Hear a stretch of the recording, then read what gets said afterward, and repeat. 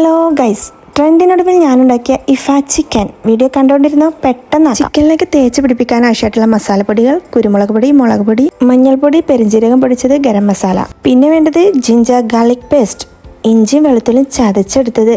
Next yoghurt, നമ്മുടെ തൈര് 2 table സ്പൂണൊക്കെ ഉണ്ട് ഇട്ടെടുത്തോളൂ.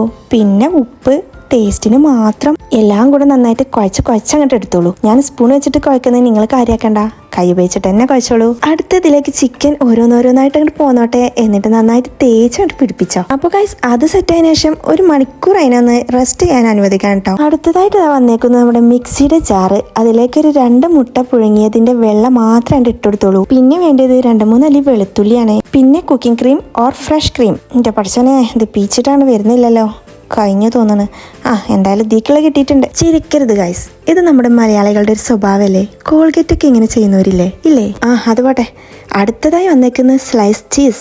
ഇതെന്തായാലും വേണം കേട്ടോ. പിന്നെ കുറച്ച് ഓയിലും ടേസ്റ്റിനുള്ള കുറച്ച് ഉപ്പും കൂടെ ഇട്ടെടുത്തിട്ട് ഇതാണ്ട് അടിച്ചെടുക്കാം. അതാണ് റെഡി ആയതിനു ശേഷം അടുപ്പിനടുത്തേക്ക് വന്നോളൂ ഗൈസ്. എന്നിട്ട് പാൻ വെക്കുക, ഓയിൽ ഒഴിക്കുക, ബട്ടർ ഇടുക. പിന്നെ നോക്കി നിൽക്കാതെ ചിക്കൻ അങ്ങോട്ട് എടുത്തിട്ട് വേഗം നിരത്തി കൊടുത്തോളൂന്ന്. അങ്ങനെ പാന് ചിക്കനെ കൊണ്ട് അങ്ങോട്ട് ഫില്ലാക്കിയതിന് ശേഷം പിന്നെ എന്ത് ചെയ്യണം?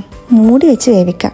അതന്നെ, കുറച്ച് സമയം കഴിഞ്ഞ് തിരിച്ചിട്ടെടുക്കാൻ മറക്കരുത് കേട്ടോ. ഇങ്ങനെ അങ്ങോട്ട് തിരിച്ചും മറിച്ചും തിരിച്ചൊക്കെ അങ്ങോട്ട് പൊള്ളിച്ചാണ്ട് എടുത്തോളി. വലിയ പീസ് ചിക്കൻ ആയതുകൊണ്ട് തന്നെ നന്നായിട്ട് വേവാനുണ്ടാവും. അപ്പൊ കുറച്ച് ടൈം എടുത്തിട്ട് തന്നെ വേവിക്കണം. ഇനി ഉണ്ടാക്കി വെച്ചിട്ടുള്ള സോസ് അങ്ങോട്ട് എടുത്തിട്ട് അതിന്റെ മേലെ കൂടെ അങ്ങോട്ട് കോരി ഒഴിക്കാം. അപ്പൊ പരിപാടി ഇത്ര തന്നെ ഉള്ളൂ.